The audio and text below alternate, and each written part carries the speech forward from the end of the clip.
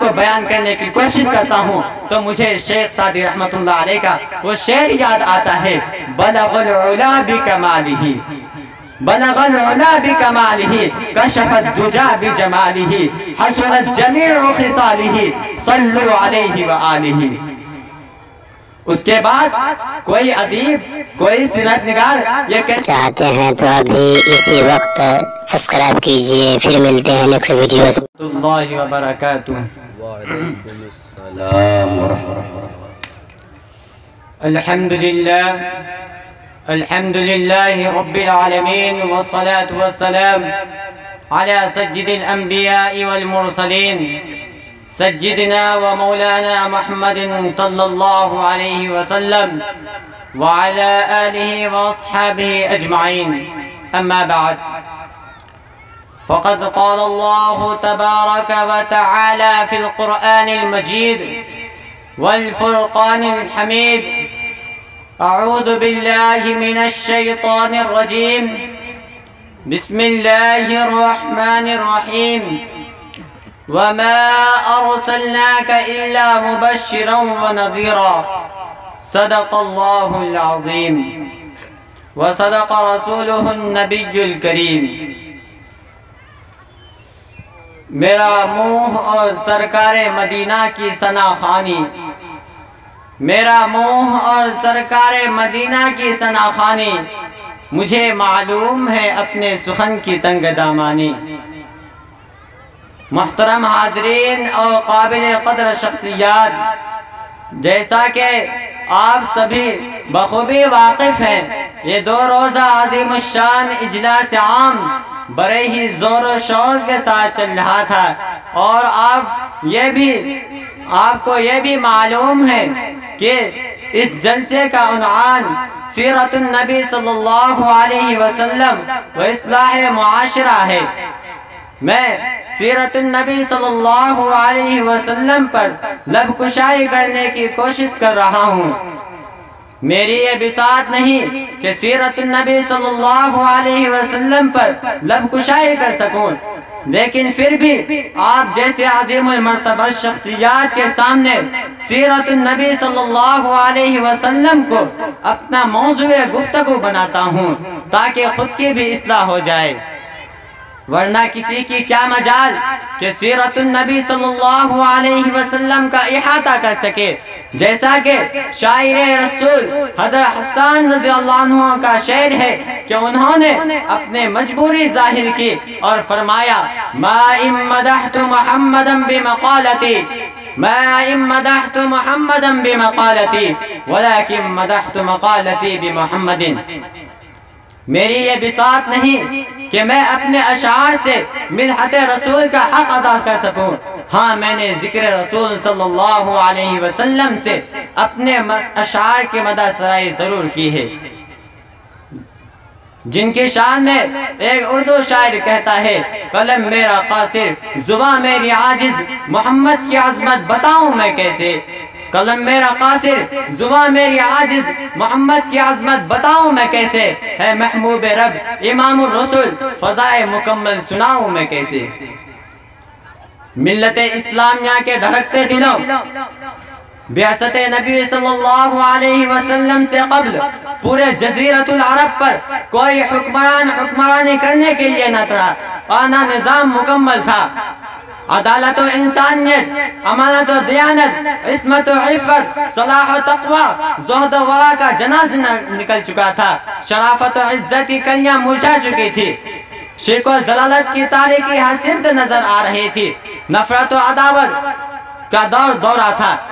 کسی اردو شاعر نے کیا ہی منظر کشی کی ہے، بدی کا زور تھا ہر سو جہالت کی گھٹائیں تھی، بدی کا زور تھا ہر سو جہالت کی گھٹائیں تھی، فساد و ظلم کی چاروں طرف پھیلی ہوائیں تھی، خدا کے حکم سے نہ آشنا مکہ کی بستی تھی، گناہ و جرم سے چاروں طرف وحشت برستی تھی، ذرا سی بات پر تلوار چل جاتی تھی آپس میں، پھر یہ جنگ آتی ہی نہ تھی دو چار کے بس میں۔ خدا کے دین کو ایک کھیل بچوں کا سمجھتے تھے، خدا کو چھوڑ کر ہر چیز کو معبود کہتے تھے، وہ خود اپنے ہی ہاتھوں پتھروں کے بت بناتے تھے، انہی کے سامنے جھکتے، انہی کی گیت گاتے تھے۔ اگر لڑکی کی پیدائش یا گھر میں ذکر سن لیتے تو اس معصوم کو زندہ زمین میں دفن کر دیتے۔ غرض جو بھی برائی تھی ان میں پائی جاتی تھی، نہ تھی شرم و حیا، گھر گھر بے حیائی تھی۔ مگر اللہ نے جب ان پر اپنا رحم فرمایا تو عبداللہ کے گھر میں خدا کا لاڈلا آیا، تو عبداللہ کے گھر میں خدا کا لاڈلا آیا۔ قدرت خداوندی نے اس پرفتن دور میں شہدائیان لات و عزا کو رشد و ہدایت کے راستے پر گامزن کرنے کے لیے، وحشت و بربریت کو ختم کرنے کے لیے فاران کی چوٹیوں سے آفتاب رسالت صلی اللہ علیہ وسلم کو طلوع فرمایا۔ مکہ میں طلوع آفتاب کے وقت آفتاب رسالت صلی اللہ علیہ وسلم آمنہ کے لال، عبداللہ کے لخت جگر، عبد المطلب کے نور نظر دوشنبہ کو اپنے تمام انوار و برکات کے ساتھ تشریف لاتے ہیں۔ آپ صلی اللہ علیہ وسلم اس وقت پیدا ہوئے جس سے لیل و نہار دونوں نے فیض حاصل کیا۔ سبحان اللہ، سبحان اللہ۔ مکہ میں ایک عجیب ماحول ہے، پورے مکہ میں انوار الہی کا نزول ہو رہا ہے۔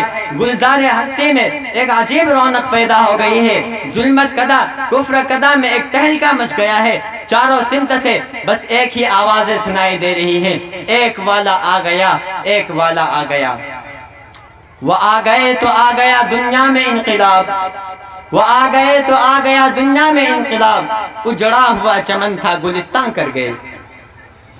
میرے قلب و جگر کے ساتھیوں، حضرت آمنہ رضی اللہ عنہ خود فرماتی ہیں کہ میرا نور نظر، میرا رخت جگر اس وقت تو کلام نہیں کر سکتا تھا، لیکن انگشت شہادت سے کچھ اشارہ کر رہا تھا۔ وہ اشارہ کیا تھا؟ وہ اشارہ اشہد ان لا الہ الا اللہ کا اشارہ تھا۔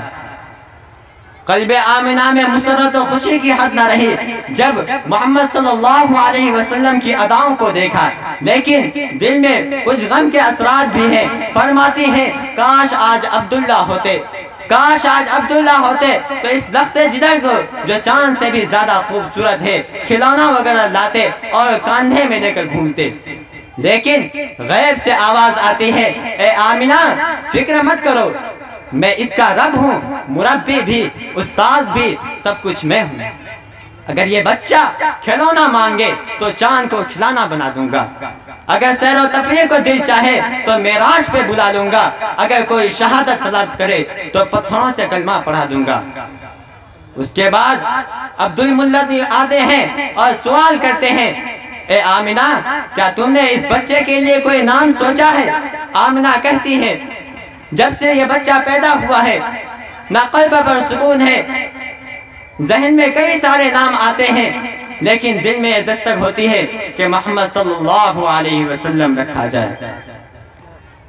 عبد المطلب کہتا ہے، اے آمنہ اس نام کو اور اس نام کا بچہ میں نے پورے جزیرۃ العرب میں نہ دیکھا ہے اور نہ سنا ہے۔ آمنہ کہتی ہے آپ نے تو نام نہیں سنا ہوگا، اس جیسا بچہ پورے جزیرۃ العرب ہی کا پورے دنیا میں موجود نہیں ہوگا۔ یہ وہ بچہ ہے جس کی تعریف خود رب کائنات کرتا ہے، وَرَفَعْنَا لَكَ ذِكْرَكَ۔ میرے قلب جگر کے ساتھیوں، آپ صلی اللہ علیہ وسلم کا نام محمد ہی نہیں تھا بلکہ عنوان بن گیا تھا۔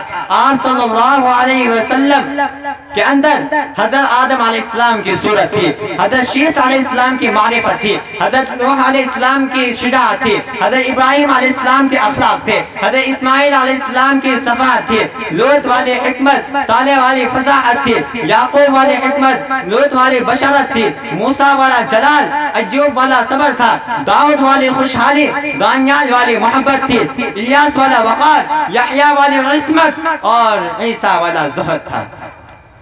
میرے نبی صلی اللہ علیہ وسلم تمام انبیاء کرام کا ایک خوبصورت دستہ تھے۔ اس کے بعد تقدیر حلیمہ کی جاگیر رحمت کے بادل چھاتے ہیں، تقدیر حلیمہ کی جاگیر رحمت کے بادل چھاتے ہیں، گھر جگمگ جگمگ ہوتا ہے، تشریف محمد لاتے ہیں۔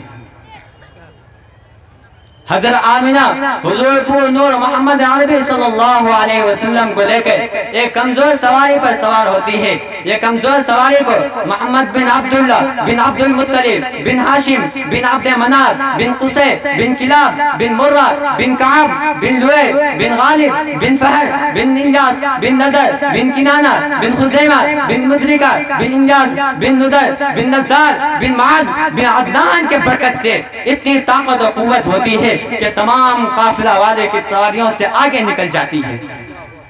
سبھی حیرت زدہ ہوتے ہیں کہ حلیمہ کی سواری کو اتنی تیز طاقت کہاں سے مل گئی کہ تمام سواریوں سے آگے نکل گئی. حضرت حلیمہ رضی اللہ عنہ جب گھر پہنچتی ہیں تو تمام گھر انوار و برکات سے پر ہیں.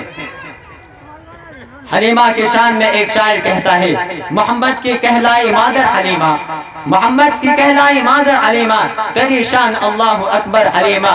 تیری بکریوں کو پانی پلائے، تیری بکریوں کو پانی پلائے، جو ہے ساقی آب کوثر حلیمہ، جو ہے ساقی آب کوثر حلیمہ.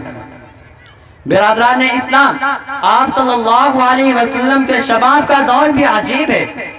آپ صلی اللہ علیہ وسلم اپنے چچا کے ہمراہ تجارت کی غرض سے ملک شام کا سفر فرمایا. راستے میں ایک راہب نے حضور پور نور محمد عربی صلی اللہ علیہ وسلم کو دیکھا اور تورات کی تمام علامات پر غور کیا. تو انہوں نے ابو طالب سے کہا تم اس بچے کو لے کر یہیں سے واپس ہو جاؤ، آگے مت جاؤ، کیونکہ جو علامات میں نے تورات میں پڑھی تھی وہ تمام تر ان کے اندر پائی جاتی ہے. شاید کہ نبی آخر الزمان صلی اللہ علیہ وسلم ہے جو کہ آخری نبی ہے.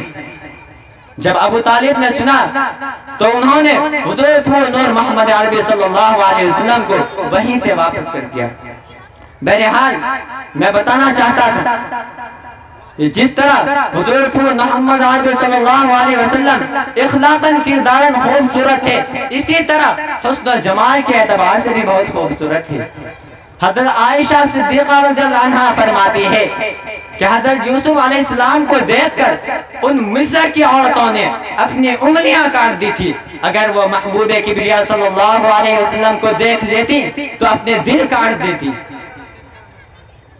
اگر میں حسن صفاتی اور کمال ذاتی کو بیان کرنے کی کوشش کرتا ہوں تو مجھے شیخ سعدی رحمت اللہ علیہ کا وہ شعر یاد آتا ہے بلغ العلا بکمالہ، بلغ العلا بکمالہ، کشف الدجا بجمالہ، حسنت جمیع خصالہ، صلوا علیہ وآلہ.